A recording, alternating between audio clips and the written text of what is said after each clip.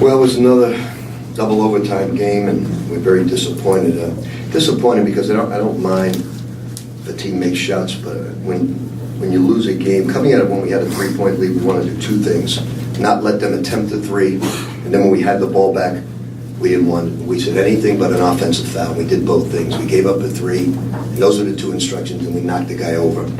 So that's disappointing, and obviously Russ's reach at the end of the game was bizarre to say the least. Hard-fought game, but if you break it down, they made their free throws and we didn't. So we're very disappointed. To lose 2 home games in the Big East with the type of schedule we have is very destructive, to say the least.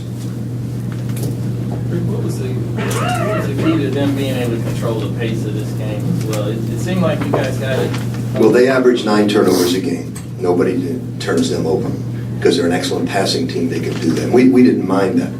Where we broke down is on the pick and rolls. They beat us off our switch. And it's okay, because Rock's coming off an ACL. He did the best he could in that situation. How much did it hurt with Gordy fouling out? It seemed like early on you guys were kind of starting off the offense through him until he got in foul trouble. You just answered your own question. Anybody else? Rick, you made a comment about Russ. Just 1 for 9, just couldn't get you one. Was there anything they did? Anybody can have an off night, but you can't play defense. 4 or 5 times in a game I told him, just stay solid. Just stay solid. But to reach around like that, you just try to make a big play because you're not shooting well. You can't do that. You got to stay solid in your stance. But he learned a valuable lesson, and you hate to take a second home loss to take a valuable lesson. How much of a factor was the pace of play? It seemed like you guys were trying to get it going, but it kept getting slow. You say you didn't listen to that question he just asked, did you? I just said they average 9 turnovers, and then nobody speeds them up. So I'll answer it again if you like.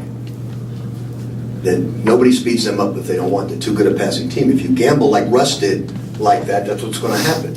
You got to stay solid and play at the pace. We're capable of playing pace. We've won about 8 games this year at a low pace, so we're capable of playing that.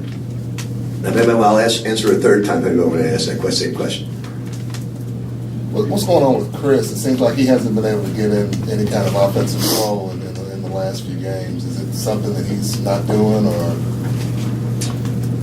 I don't know what to tell you. It's he had a wide open shot off and underneath that bounce plane, didn't take it, looked to drive. So sometimes when things don't go well, you lose your confidence a little bit.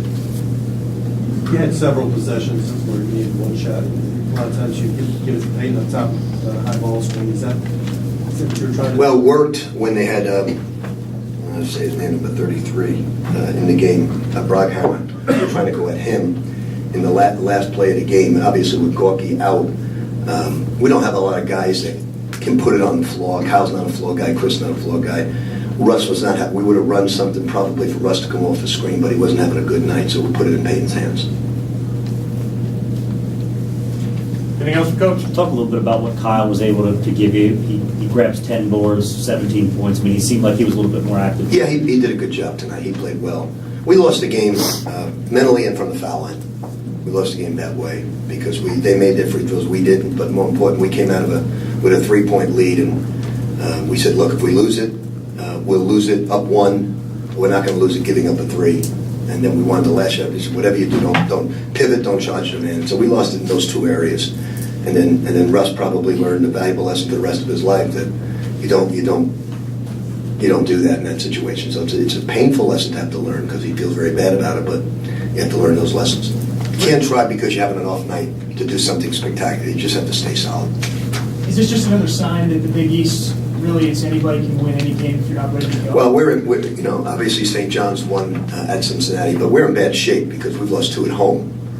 So we're in real bad shape. But we've been there before in other years, and we're going to have to just do battle the rest of the way. But it is very tough. It's a no given night can you win. We lost to Providence last year. The ball's coming on. So you never know where, we've had a lot of close ball games, and tonight we didn't mentally do our job, and we paid the price. But it's always overtime, it's always double overtime. We've been 5-1 in that situation. Tonight it just wasn't our night, and it was theirs. Thank you.